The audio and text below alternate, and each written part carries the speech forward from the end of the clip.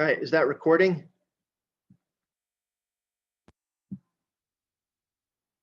Yes. Yes. Okay. All right. So maybe I'll do it this way so you can see which slide it's on. Is that a little easier for you guys? Okay. So you should know the shoulder joint, know what joints or what bones make up the shoulder joint. You need to know that the glenohumeral joint's a ball and socket joint. How many of those do we even have? 2, right? So all you've got is the hip and the shoulder joint. But you should know it's a ball and socket, 3 degrees of freedom. So it's triaxial. And you should know that it's got great mobility and limited stability. Know the axis and plane for each movement too. But I don't know if you remember back in anatomy, they went over mobility versus stability. And anytime you have a lot of mobility, you're going to have less stability. So if you want to go to the exact opposite of that, the sutures in your skull, they've got great stability, but they've got no mobility. And so just remember that. You should also know, and you need to know these for lab anyway, but you should know your range of motion norms on this slide as well. All right. Oh, by the way, so I'm going through, I'm not telling you every single thing that's on the test, but I'm giving you a lot. So I would mark these down. You need to know, I already said this, but you need to know the bones that make up the shoulder joint, the humerus, the clavicle, the scapula.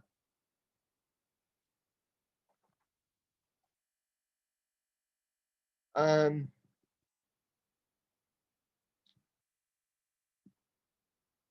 don't think I've got any pictures. You do need to know the rotator cuff muscles.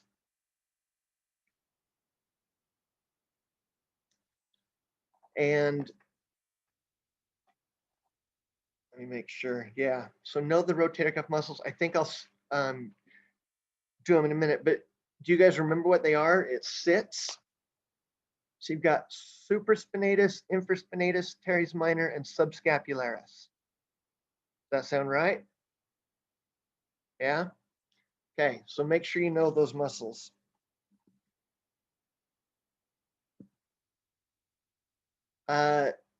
You should know that the sternoclavicular joint is a saddle joint and that it's synovial. And that it's the attachment between the axial and appendicular skeleton. You need to know that as well.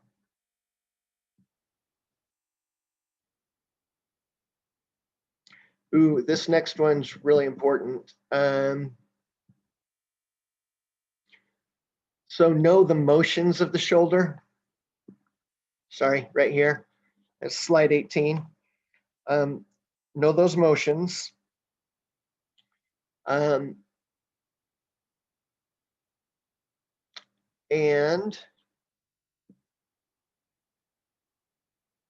you need to know what the scapulohumeral rhythm is. So that's that relationship between the glenohumeral joint and the scapulothoracic joint and how much movement you get out of each. So remember, the first 30 degrees of shoulder motion is glenohumeral, but the rest, the remaining 150, 2-to-1 ratio, 2 degrees from the glenohumeral joint for every degree in the scapulothoracic joint. Everybody can do that, I'm assuming. So make sure you remember that. Ooh, this next one. The serratus anterior. I have a specific question about the serratus anterior on this test. What you need to know is that weakness leads to scapular winging. So I'm pretty sure you guys had a video showing someone with scapular winging. I'll talk about this a little bit later today too, or maybe now tomorrow. But I actually had a cervical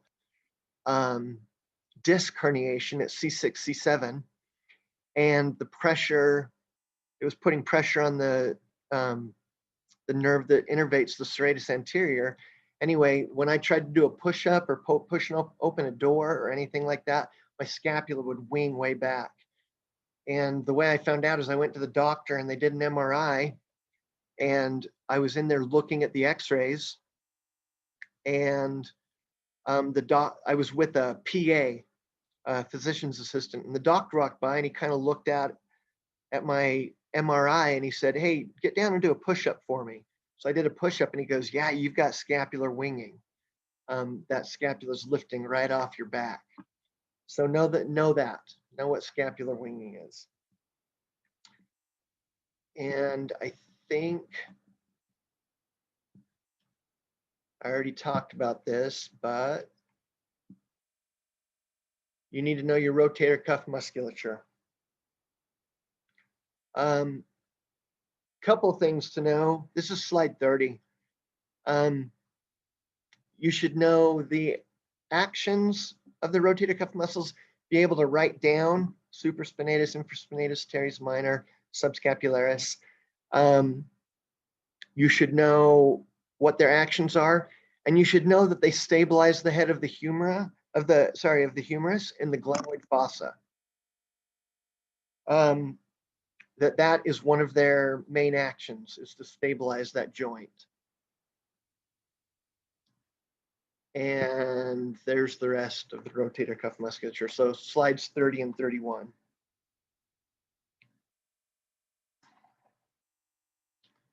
All right. Oh, there it is. So rotator cuff function.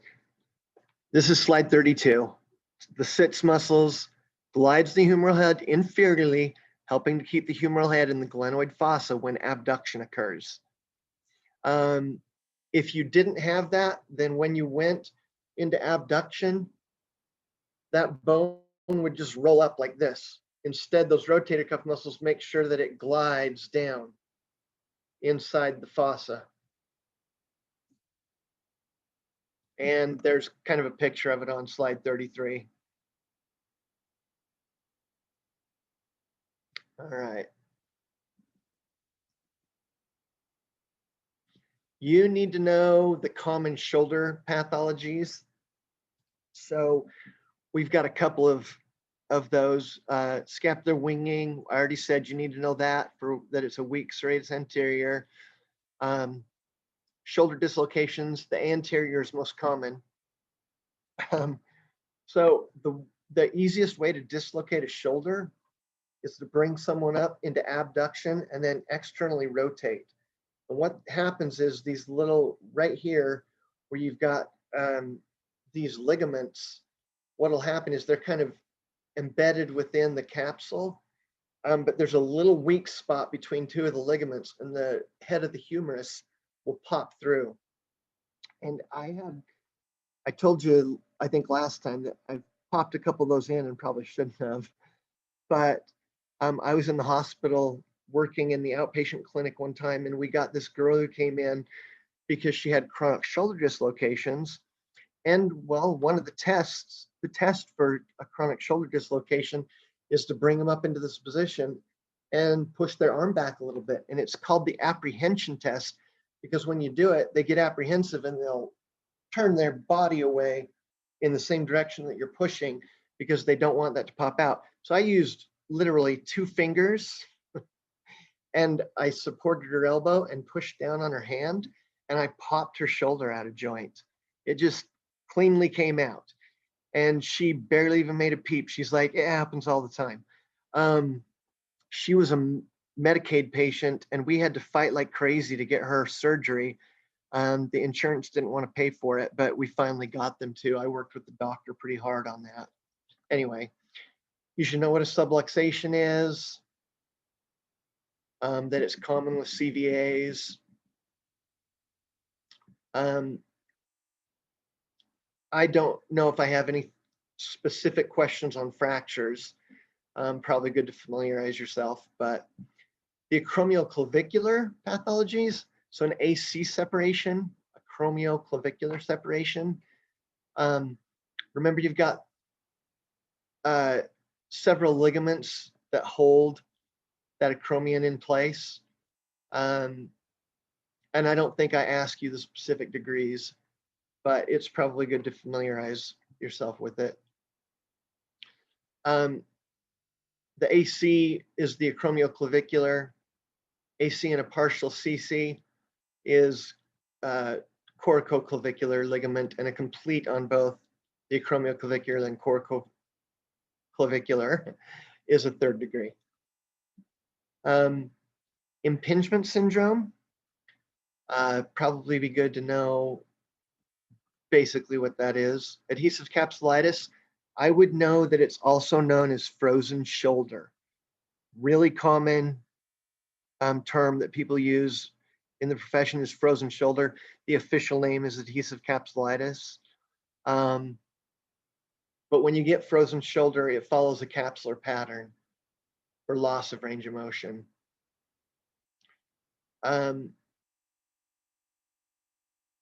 Know what a torn rotator cuff is. And then I don't think I have any specific ones on these shoulder pathologies. Let me make sure.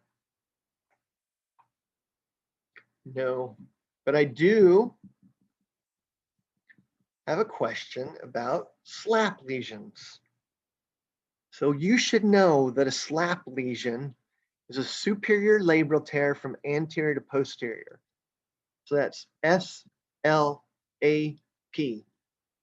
Know what SLAP lesion means. And then there are 4 different types. I'd probably familiarize myself with the types, but especially know the superior labral tear from anterior to posterior. All right. And I'll talk about thoracic outlet syndrome again when we talk about the spine. So everybody got those? Okay, I'm going to move on to the elbow.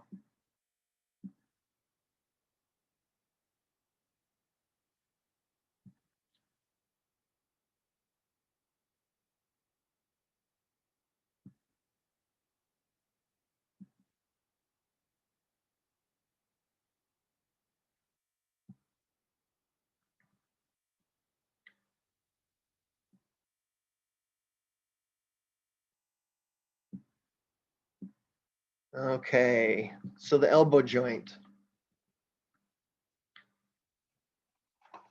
I got to switch to my new paper.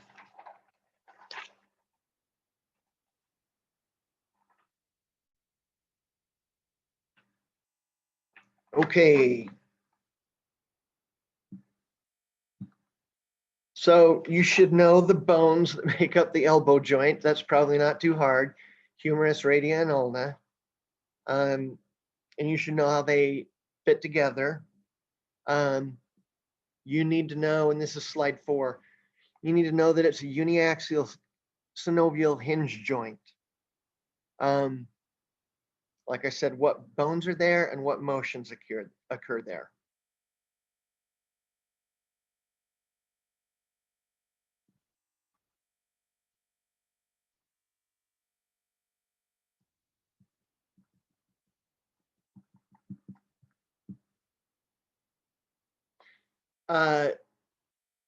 You should know that the radio-ulnar joint is a uniaxial synovial pivot joint. And you should know your range of motions for that, for pronation and supination. 80 to 90 for supination and 75 to 85 for pronation.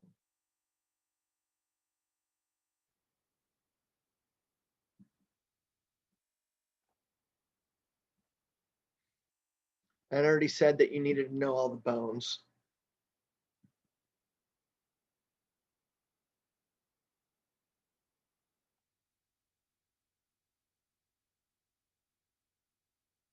Okay.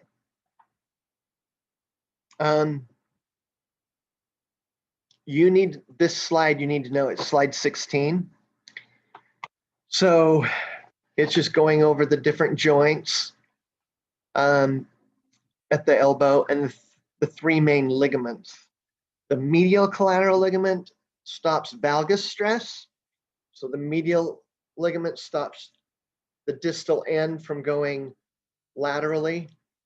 The lateral collateral ligament prevents varus stress, so it prevents the arm from moving medially, and the annular ligament holds the radial head against the ulna. Annular literally means ring. It's just a ring around the head of the radius.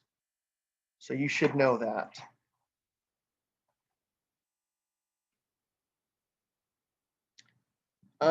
As far as the muscles are concerned, I would tell you to know the main motions, and you have to do this for lab anyway, so it's not like I'm adding a bunch, but you do need to know the main actions of the muscles. I don't think I get too much more specific with that. I'll be honest with you, on the written test, I don't ask about the nerves. So if that helps you out a little bit. All right. Common elbow pathologies. You'll want to know these three for sure. Lateral epicondylitis is tennis elbow. Medial epicondylitis is golfer's elbow. So lateral epicondylitis at the wrist extensor, proximal attachment, when you're playing tennis and you hit a backhand, it wants to force the wrist into flexion, so your extensors tighten up and the extensors pull at that lateral epicondyle. Same thing with golf. As I swing through, my wrist's going to want to be pushed into extension this time, so my flexors contract and pull at the medial epicondyle. And then nursemaid's elbow is when you pull someone or swing a little kid around and the radial head subluxes.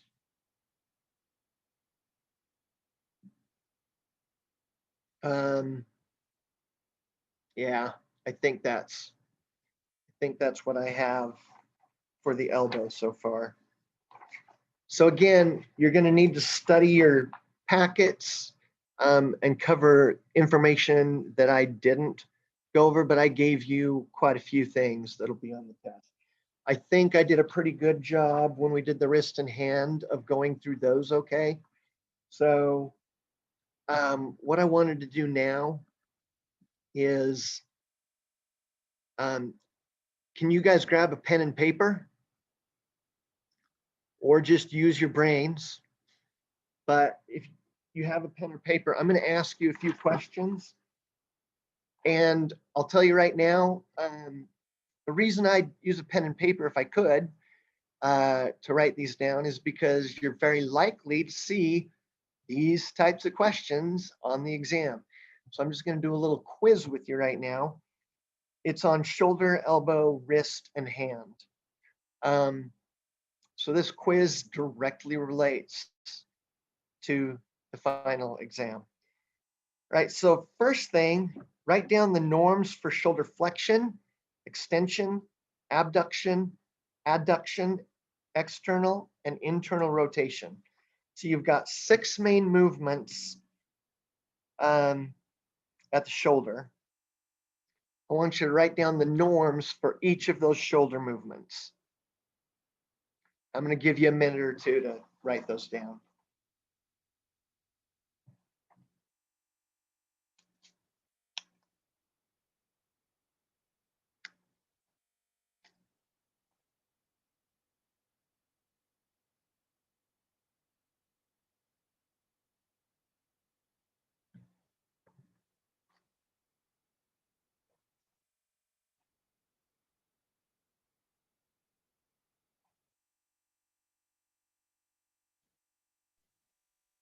Hey, James, I had a quick question about that. Yeah, you're coming in kind of fuzzy. Give me a try.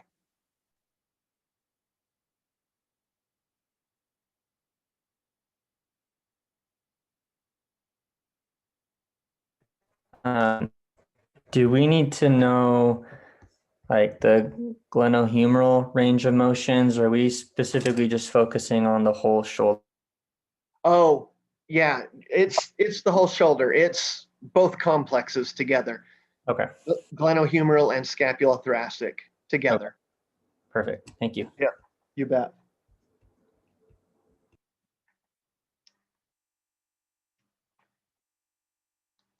All right. So hopefully you got those written down.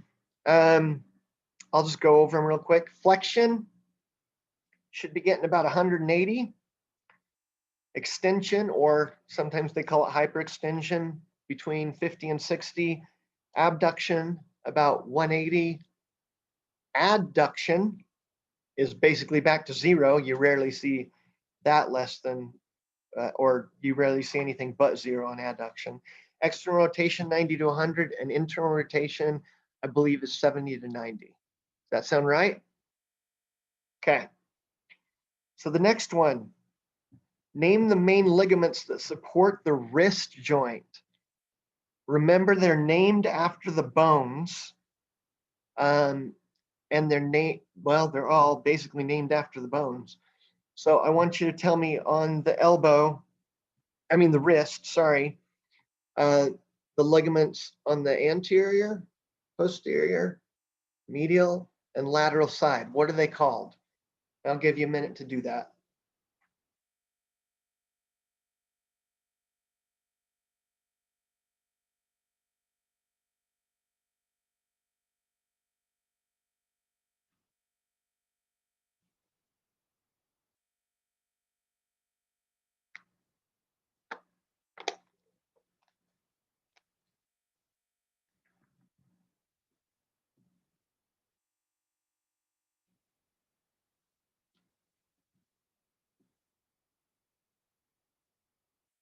Main ligaments that support the wrist joint.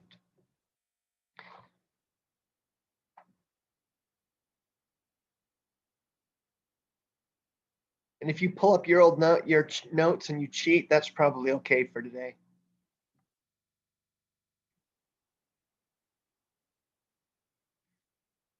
All right, let's name them.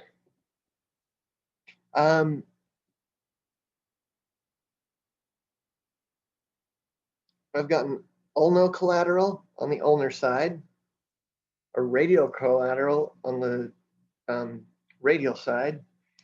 I've got a palmar radiocarpal and a dorsal radiocarpal. And I don't think I had this one written down on the slides, but I pointed it out. There is a palmar ulnocarpal ligament as well. So there are 5 total. I'll say them one more time: radiocollateral, ulnar collateral, palmar radiocarpal, dorsal radiocarpal, and palmar unicarpal. Okay, this next one's a little tougher. So I was going to have let's see if you can draw scapula and then name and draw the direction of pull of the muscles that perform scapular upward rotation. Scapular upward rotation.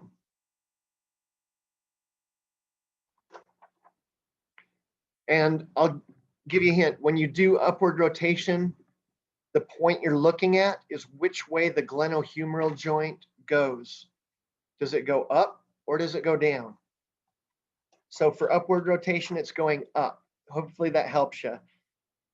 So name and draw the direction of pull of muscles that perform scapular upward rotation. And in fact, I'll draw one myself and maybe I can show it to you what I got. See if you can come up with it.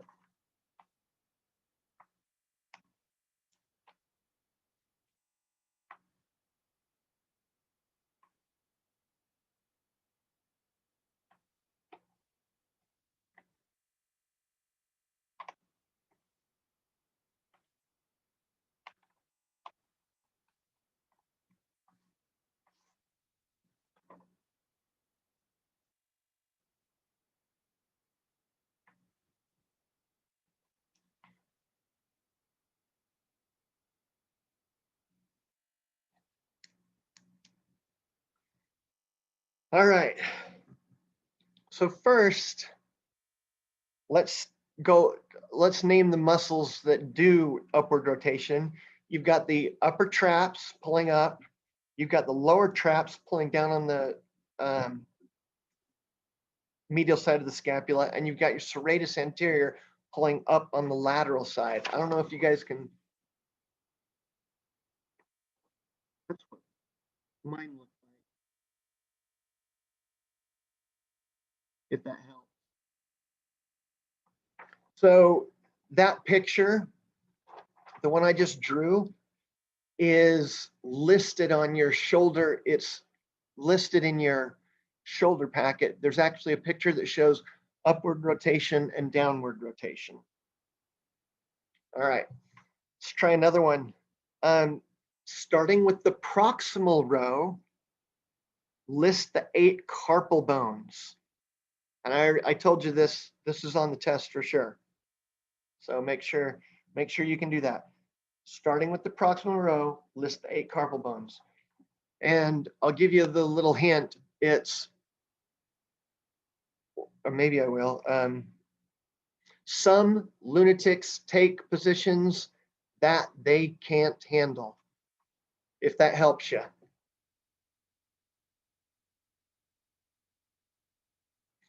Let's try and write those down.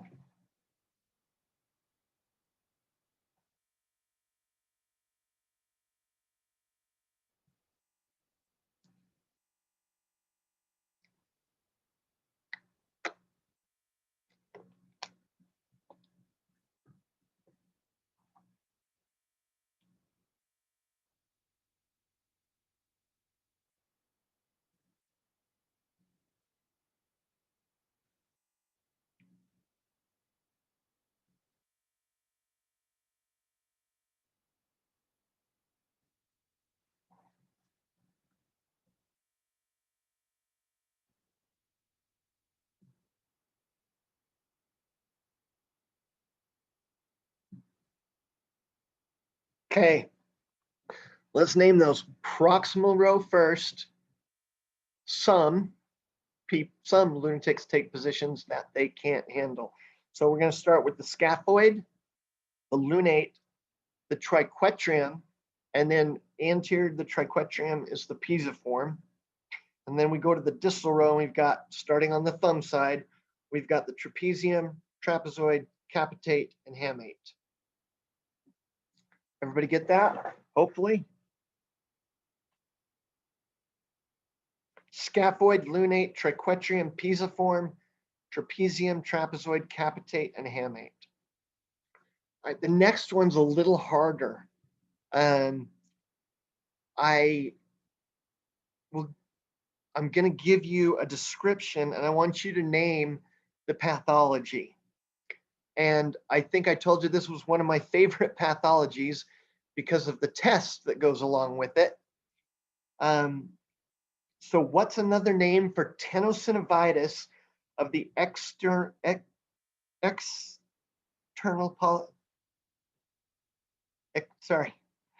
of the extensor pollicis brevis and abductor pollicis longus?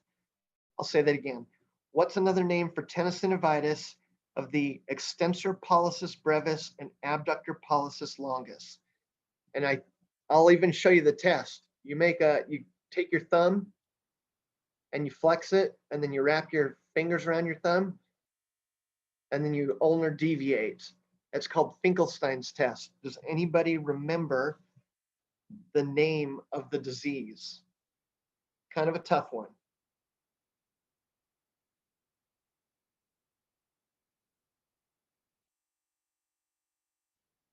See if you can come up with it.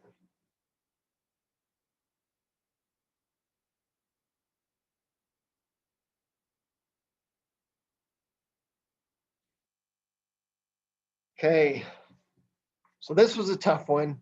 It's de Quervain's disease. Hopefully you got it. If not, maybe something to study up for the test. It's inflammation of the tendon sheath around those muscles. So the tendon sheath gets inflamed. It makes it hard for the tendon to slide.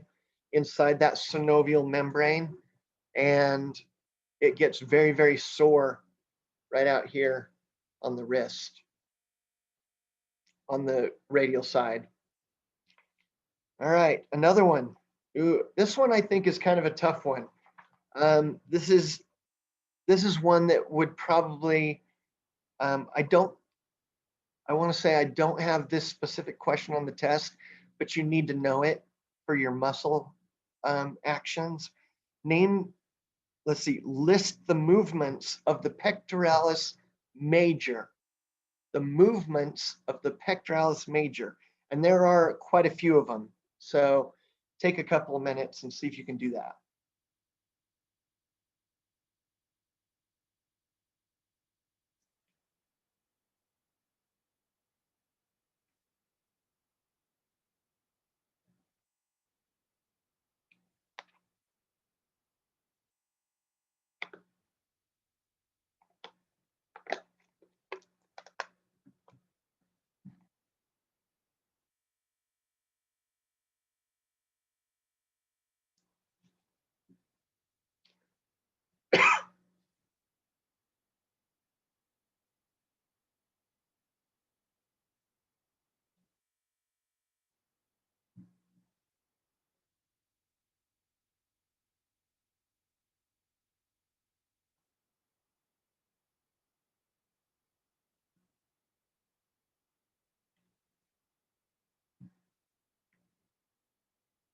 Okay, so there's like 5 motions here. So look at your paper if you got 5 motions. You've got adduction, internal rotation, horizontal adduction, the first 60 degrees of flexion, and weirdly, the first 60 degrees of extension coming from 180 degrees of flexion. So from here to here, and from here to here. I'll say them one more time. Adduction, internal rotation, horizontal adduction, the first 60 degrees of flexion, and then the first 60 degrees of extension when coming from 180 degrees of flexion. Got it? This next one, this will see how close you were listening. This one, I'll just tell you, there's something about it on the test for sure. Name the most common type of precision grip and the fingers that are involved. And I'm even going to tell you the informal name is the pencil grip.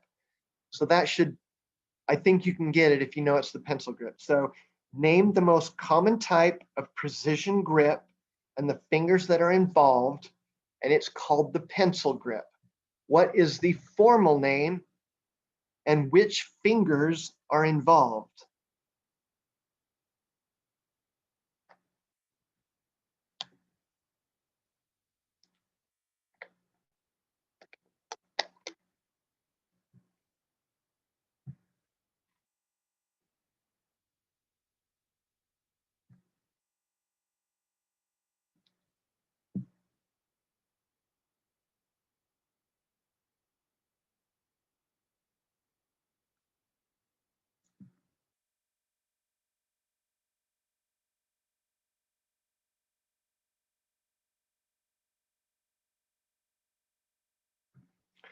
Okay, so the name, the informal name is the pencil grip. The formal name is the 3-jaw chuck. Anybody get that? That was a tough one. 3-jaw chuck. And the fingers involved, thumb, index, and middle finger. That's for most people holding a pen, the pencil grip. All right, I've got 2 more to do. The first one is, let's see if you were listening. This is just a couple of minutes ago. What is a slap lesion? I'll keep it simple. What does SLAP stand for? What does SLAP stand for? We're talking about the shoulder.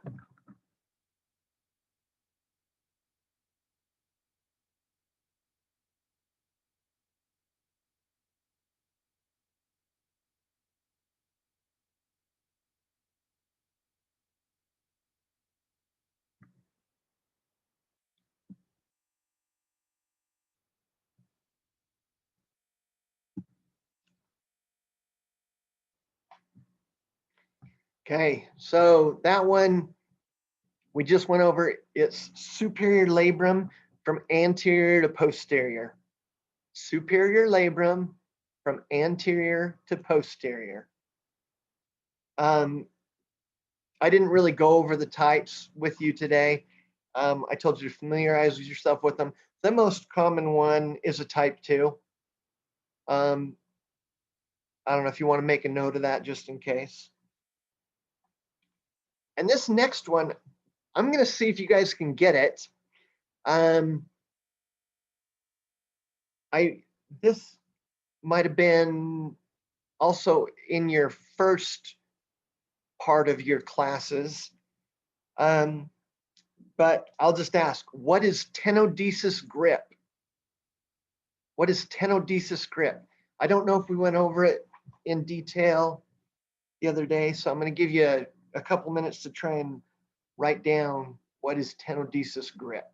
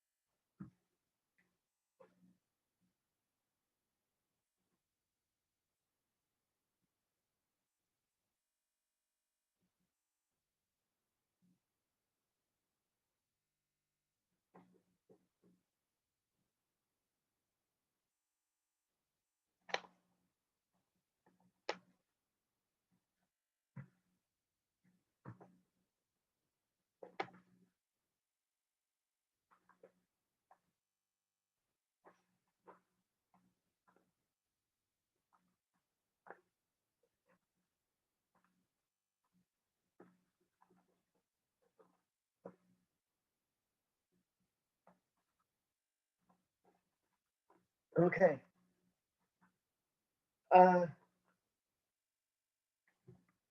So tenodesis grip. If I take my arm and I put it into supination and then I put it into extension, what do my fingers do?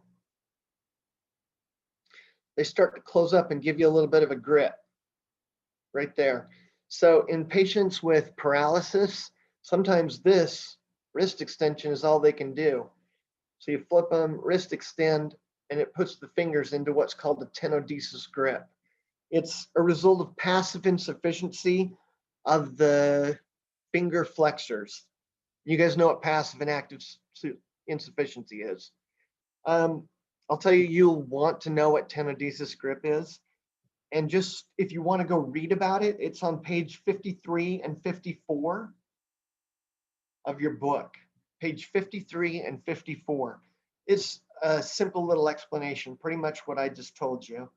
But they do have a picture of it. Figure 520 shows you a picture of tenodesis grip. And you'll want to know that. All right. How about we jump on and get into the spine? Did you say that was due to passive insufficiency of the finger flexors Yes, or extensors? Flexors. of the finger flexors. Yep, Okay, thank you. you bet.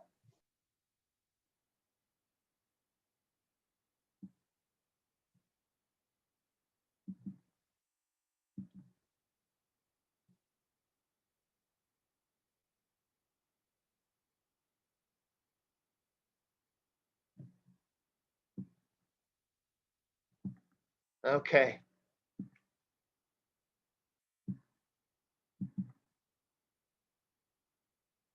We all see that okay?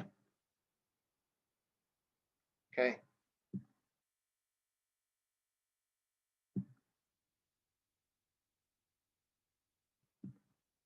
Okay. So spine TMJ is the temporomandibular joint, if you were wondering, and respiration are on for today.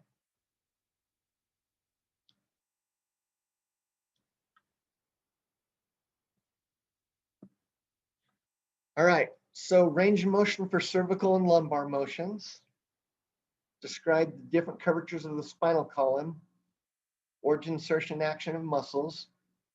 Common pathologies with the spine, components of TMJ and the motions that occur there, and then motion of the rib cage during inspiration and expiration, and all the muscles that help you do that, and there are quite a few. All right, so the head and vertebral column. We'll talk a little bit about how the skull sits on top of this whole thing, but it gives you support, protection, and what is it protecting? Well, your spinal cord goes right down the middle of it. It's really good at shock absorption. And a curved spine, they say, increases strength and resilience by up to 10 times over whether it was straight, because you get a little bit of movement in there with compression and distraction. You need to know the 5 distinct regions of the spinal column and how many bones are in each level. So if you remember, you have C1 to C7, that's the cervical. You've got T1 to T12, that's the thoracic. You've got L1 to L5, and that's the lumbar. And then the sacral and the coccygeal, which are fused together. I'll be honest, if you go read about the coccygeal, you'll sometimes find they'll say 3 to 5 bones, but the most common is 4, so that's what we're going with. So just keep it at 4. You also need to know the convex and concave nature of the different levels.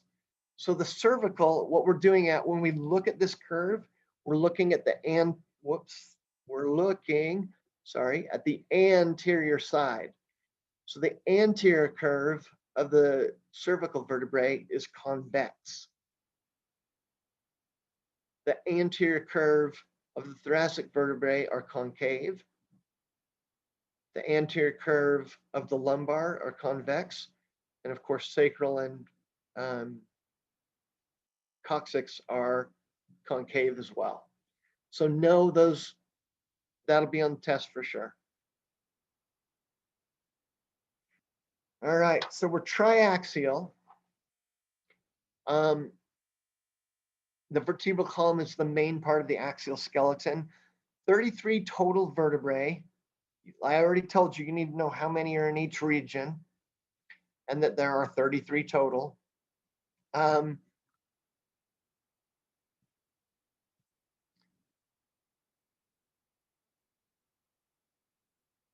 Sometimes you'll see it listed as 24 with the sacrum and the coccyx being fused, so 26 levels, but we're going to go with 33 total vertebrae, knowing that the sacrum and coccyx are fused.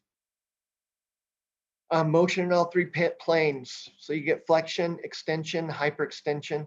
When we talk about hyperextension of the spinal cord, we're really talking about, we just call it extension in lab. Officially, it's hyperextension. You flex, and then you extend back to neutral, and then you hyperextend past neutral. We're just going to say flexion and extension. Then you've got lateral bending and rotation. So there's a picture of neck flexion, and they call this hyperextension, but we're just going to call it extension. Same with the trunk. You've got flexion, and they call this hyperextension. We're calling it flexion. Lateral bending of the head and trunk, and rotation of the head and trunk.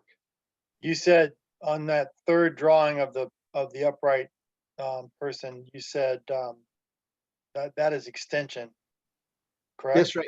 Yes, extension. Yeah, you said flexion. That confused me. Oh, sorry. Sorry about that. Yeah.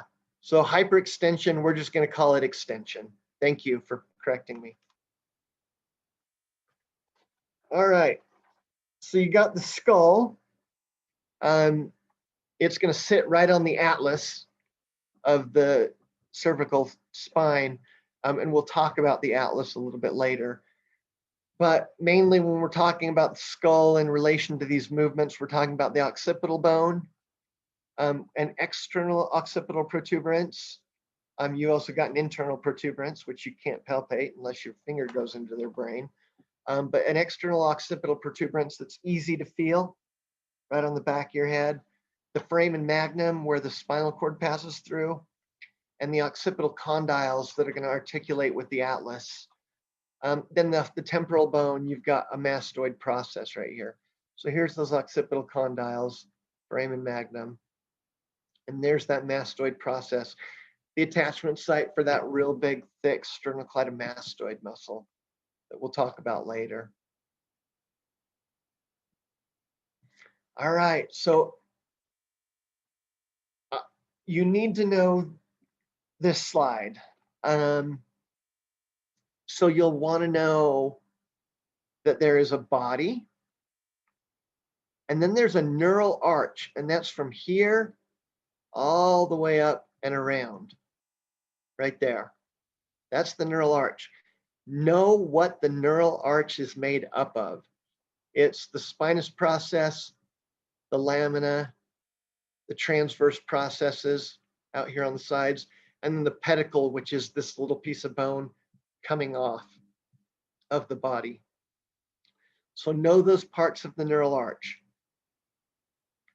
Pedicles, transverse process, lamina, spinous process.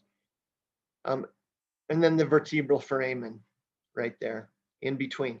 So the vertebral foramen is made up of the space between the body and the arch, the neural arch. You can't really see it here. I have it on the next slide, but you've got a vertebral notches, a superior and inferior vertebral notch.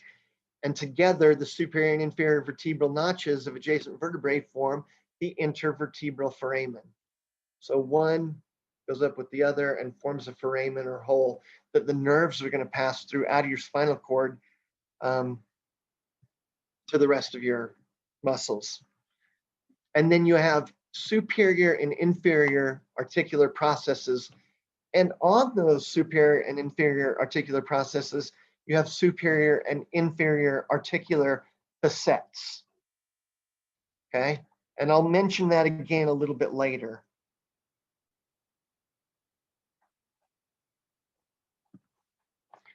So again, just a picture of a normal vertebrae. I'll tell you right now, you can look at this and tell that it's a cervical vertebrae because it's got costal facets here and here. But you've got all the parts. You've got a lamina, a transverse process, spinous process, pedicles here and here with superior articular facets that we can see there. This is a good shot of the lumbar spine. You can see those big, thick lamina and the big, thick transverse processes. Superior articular facets, which are going to articulate with inferior articular facets of the vertebra above it. Down here, this is a really good shot. Remember these superior and inferior vertebral notches? Well, a superior intervertebral notch and an inferior, vertebral notch and a superior vertebral notch form an intervertebral foramen.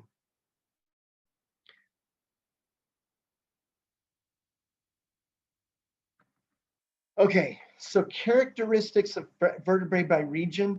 I do have a question about this on the test so that you can tell what parts of different vertebrae, how can you tell if it's a cervical, a thoracic, or a lumbar vertebrae? So the first one we'll do is the cervical vertebrae.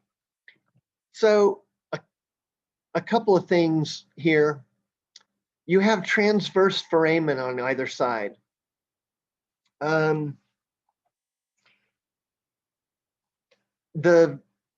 I want to say the vertebral artery and vein pass through those transverse foramen. you have a very large here vertebral foramen. You do have transverse processes. You do have a spinous process, but the spinous process is often bifid, and bifid means forked, if you're unaware. Bifid just usually means forked. So they are usually bifid. And then C7 is a wonderful landmark for us, the vertebra prominens. And if you take your hand and run it down your spine, the first big bump that you feel, that is C7 down at the base of your neck. That's C7 sticking out. Okay. All right. So they have transverse foramen, large vertebral foramen, shorter spinous processes, which are bifid or forked, and C7 is the vertebra prominens. All right, a thoracic vertebrae. Well, the first thing I always look at to find out if it's a thoracic vertebrae are these costal facets, superior and inferior demifacets, they're called, or a transverse costal facet. Some of the vertebrae have only a single costal facet on the body, and I'll talk about that here in a little bit when we get to the ribs. But the first thing, those costal facets for the ribs, if you see those, that's a thoracic vertebrae, because your ribs all articulate against the thoracic vertebrae and the transverse costal facets. Sorry, the costal facets on the body and the transverse costal facets. The body is somewhat heart-shaped, long and slender spinous processes, and a smaller, more circular vertebral foramen. So make sure you know those. And then lumbar vertebrae. These are the easiest. If you don't see transverse foramen and you don't see costal facets, it's a lumbar vertebrae. But the way you can also tell is how big the body is. It's huge. How thick and broad the spinous processes are. And the lamina are thick and broad as well. No costal facets. Real sturdy. Right here, these facet joints are called zygoapophyseal joints. I'm going to talk about that here in a second. And well, that'll be on the test. So, but I'll talk about them here in a minute. This is just a comparison. One more time. The large vertebral foramen, the transverse foramen on both sides. We already know this is a cervical vertebrae just because of the transverse foramen, but small body, little vertebral foramen. We can look at this one and you know it's thoracic because we have costal facets. So automatically a little bit more of a heart-shaped body, a smaller vertebral foramen. And then those big old broad bodies of the lumbar, big spinous processes, wide lamina. So make sure that you know those comparisons. You'll get a test question on it. The sacrum, five fused vertebrae, it's triangular shaped, and the top is called the base. So this is the base of the sacrum. I'm not going to ask you a bunch of questions about the sacrum, but just be aware you've got anterior sacral foramen and you've got posterior sacral foramen.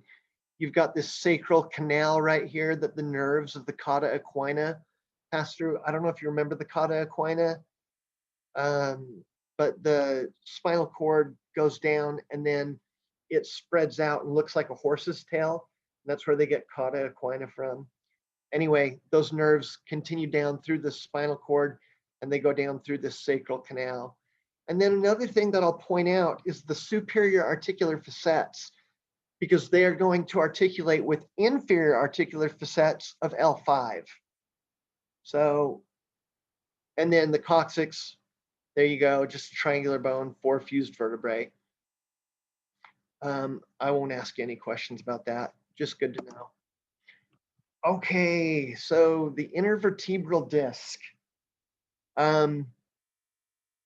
you're made up of two parts. The annulus fibrosus, I think I said earlier, annulus means ring. So annulus fibrosus means ring, made of fibrous connective tissue. It's a tough outer fibrous ring.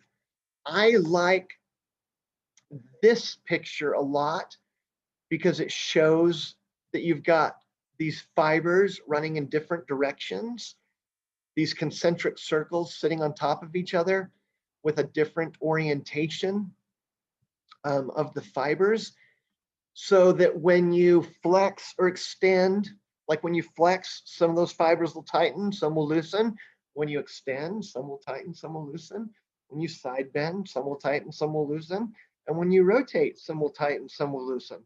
And it's because of the way that they're made up in these concentric rings. The inside, the spongy center, is the nucleus pulposus. This one right here is a nice shot showing the jelly donut, if you want to call it that. That's what I always think of as a jelly donut. The outside donut part is going to be my annulus fibrosus, and my inside jelly part is going to be the nucleus pulposus. You've got a disc. You've got discs running all the way down through the spinal cord.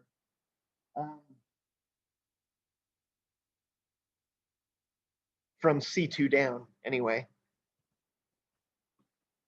So this is just a slide showing the intervertebral disc and the facet joints right there.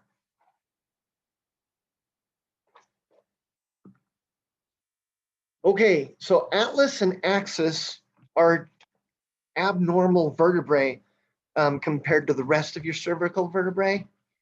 So C1 is the atlas, and you need to know the difference between these two and their defining characteristics.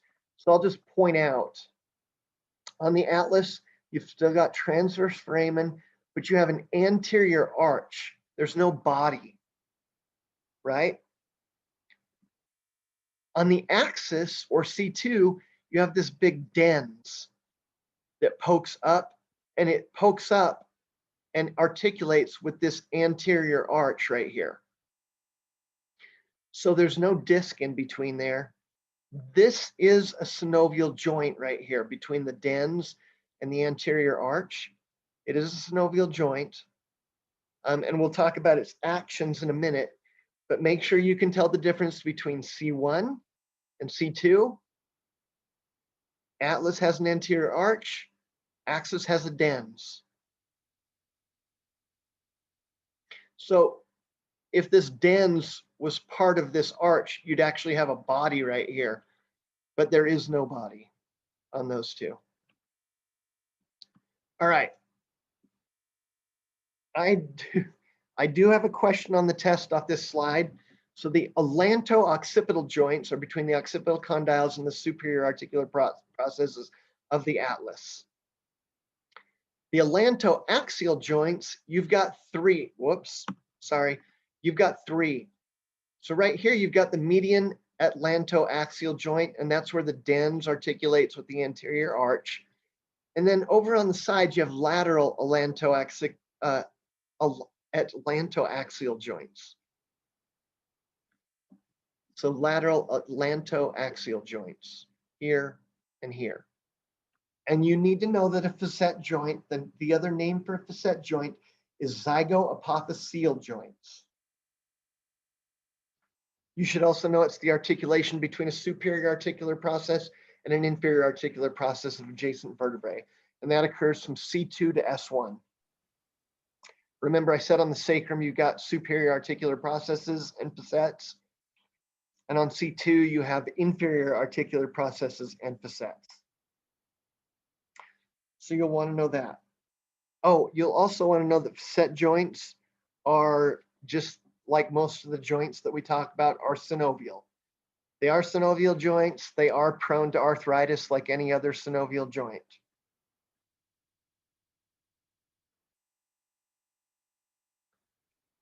Okay, joints and ligaments. I have a question off this slide. So you've got an anterior longitudinal ligament. It sits on the anterior side of the bodies of the vertebra. So it sits out here on this anterior portion and runs the length of the spinal column all the way down. And it prevents excessive hyperextension going back. So make sure you know that for the test, and make sure you know the posterior longitudinal ligament prevents excessive flexion. It's inside the vertebral foramen on the posterior vertebral bodies, and it's thick superiorly and thin superiorly. So thick superiorly, it helps control the movement of the skull and helps hold it in place. And then it's thin inferiorly. And one of the problems with that is it makes you prone to disc injuries in your lumbar spine, especially lateral disc herniations and bulges. So then the supraspinous ligament is on the spinous processes. In the cervical region, it becomes the ligamentum nuchae. Ligamentum flavum between the adjacent lamina on the inside of the vertebral frame, and then interspinous ligaments are between the spinous processes. They become ligamentum nuchae in the cervical region. So here's a picture of all those that I just talked about. So here is the anterior longitudinal ligament. It's big, thick, broad, sits on the anterior side of all your vertebra, and it stops you from going into extension. And then here you can see a little bit of the posterior longitudinal ligament. It's inside the canal, and it runs up against the vertebral bodies all the way down, and it stops you from going into excessive flexion. The supraspinous ligament also helps with forced flexion, as do the interspinous ligaments. They help stop forced flexion. And the ligamentum flavum are on the inside of the intervertebral canal up against the lamina. Okay. And again, up in your cervical spine, these supraspinal and interspinal ligaments become the nuchal ligament up in the cervical spine.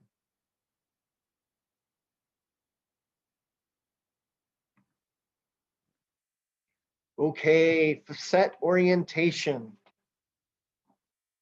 All right, so the different levels of your spinal cord, of your spine, the facet joints, which are on the superior and inferior articular processes, those facet joints orientation is different whether you're in the cervical region, the thoracic region, or the lumbar region.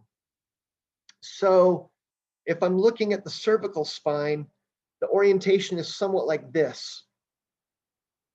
It's considered triplanar because it kind of goes through all the planes. And it allows you to do a little bit of this and a little bit of this and a little bit of this. So it allows you to do some side bending. It allows you to do a little rotation.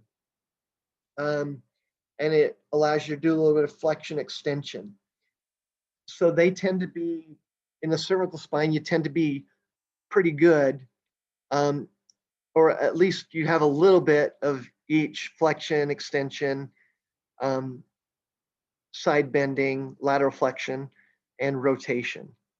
When you get to the thoracic vertebrae, they sit in a frontal plane.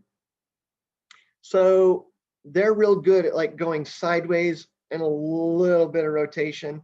What they're not good at doing is flexion extension, because they're going to bump into each other as you go forward and backward.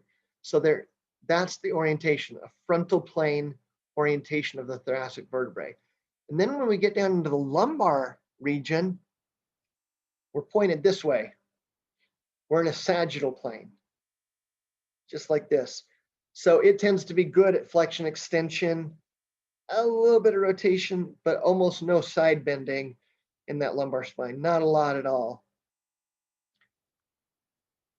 So the cervical spine allows for great mobility of your head. It is age dependent. As you get older, you tend to lose mobility. Flexion, 40 degrees, extension, 50 degrees, rotation right and left, about 70 to 90 degrees, and lateral flexion, about 22 degrees each direction.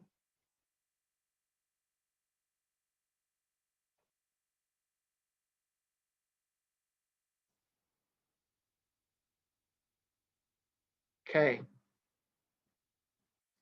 So if we're looking at the different motions, I do have a question. You'll want to know this slide, pretty much the whole slide. So the atlanto-occipital joint does flexion and extension. So it's really good at the yes motion. That's the main motion coming out of atlanto-occipital joint. What's the Feels- number of the slide? Ooh, let me see. 23. Slide 23. So the atlanto-axial joint, where that dens comes up and fits into C1, that's good for the no motion. And it's got a lot of motion in it. It allows you to really rotate your head quite a ways, both directions. Okay, this next one's kind of hard to explain. Cervical retraction or a chin tuck. So let me see if I can. So sideways, a chin tuck is coming in and tucking the chin. So your forehead and your chin go back at the same time. Cervical protraction is when I take my chin and my head and I go forward. So this is the motion.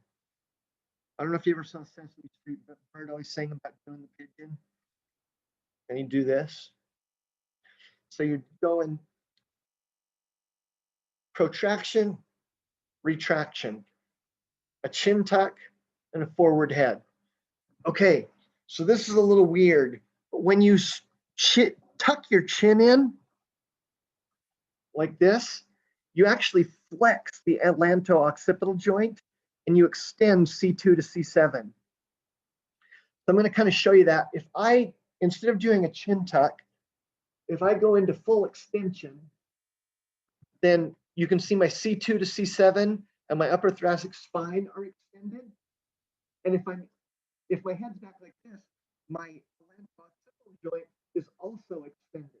But if I leave my neck back in flexion, We can't really hear you. sorry. Is that better? Yeah. Okay. So if I take, I'll show you that one more time. If I take my head back, I'm extending everything. I'm extending my atlanto-occipital joint, I'm extending my cervical joints, and I'm extending my thoracic spine. But then if I just bend my head down, that puts me into a chin tuck. And that means I'm flexing the atlanto-occipital joint. So with cervical retraction, you flex the atlanto-occipital joint and extend C2 to C7 and upper thoracic vertebrae. Cervical protraction is exactly the opposite. So if I were to go into flexion, I'm flexing my upper thoracic, I'm flexing my cervical, and I'm flexing my atlanto-occipital joint. And then if I were to bring my head up like this, I'm still flexing my thoracic and cervical joints, but I'm extending my atlanto-occipital joint. So you should be able to tell me what cervical retraction, what occurs there, and with cervical protraction, what occurs there.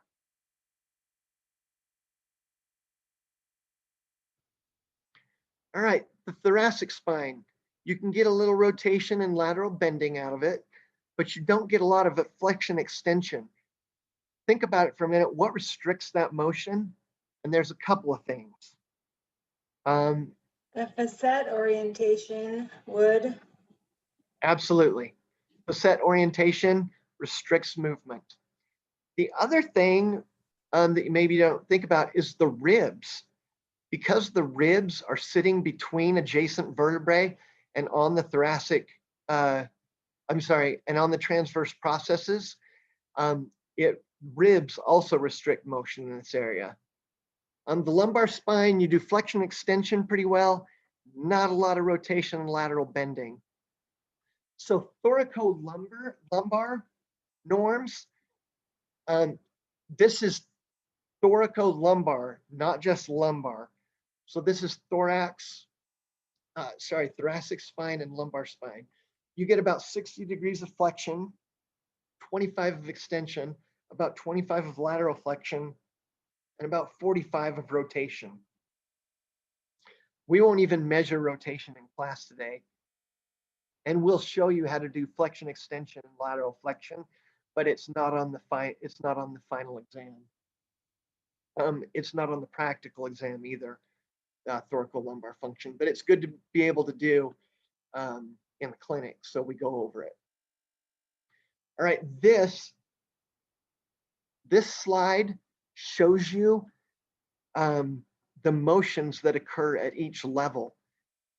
So remember we said that the yes motion was between the occiput and C1. So you've got a lot of flexion and extension. You actually have a decent amount of lateral flexion at that level, but look what you don't have. At that first level, you don't have any rotation, almost at all. If I look at C1, C2 though, you can see that I get a little bit of flexion extension, but mostly I'm getting rotation out of C1, C2, because that's the atlas and the axis. And it's so long that they actually, the way that they show it is they put this little mark in here to show you, yeah, this goes well beyond 20 degrees of rotation. It gets up closer to 70 to 90 degrees of rotation. And then I like this chart because it shows you that, look, in the cervical spine, I do pretty good at flexion extension. I'm okay at lateral flexion, and I'm okay at rotation. But once I get down into the thoracic spine, because of the orientation of the facets and the ribs, your flexion extension is pretty limited in the thoracic area. But I do have a little bit of lateral flexion, and I have a little bit of rotation. And when we get down into the lumbar spine, again, because of facet orientation, they're in the sagittal plane, so they're really good at doing flexion and extension, a little bit of lateral flexion, but look at rotation, very little. L5S1, I'm trying to remember the numbers. You get about 5 degrees of rotation, and at the other lumbar vertebrae, you get about 2 degrees per level. It's not very much rotation. So, all right. How's our time?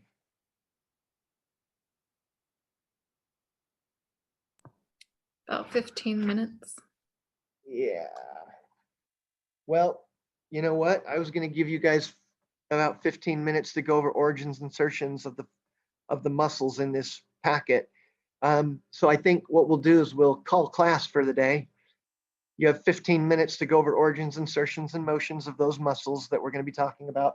And then we'll go over the muscles next time, the TMJ, temporal mandibular joint, and the rib motions next time.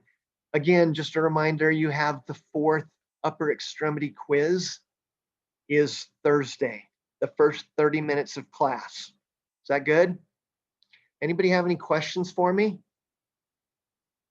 If so, unmute yourself and ask them. Okay, I think we're going to call it. I'll see you guys in lab today. Thank you.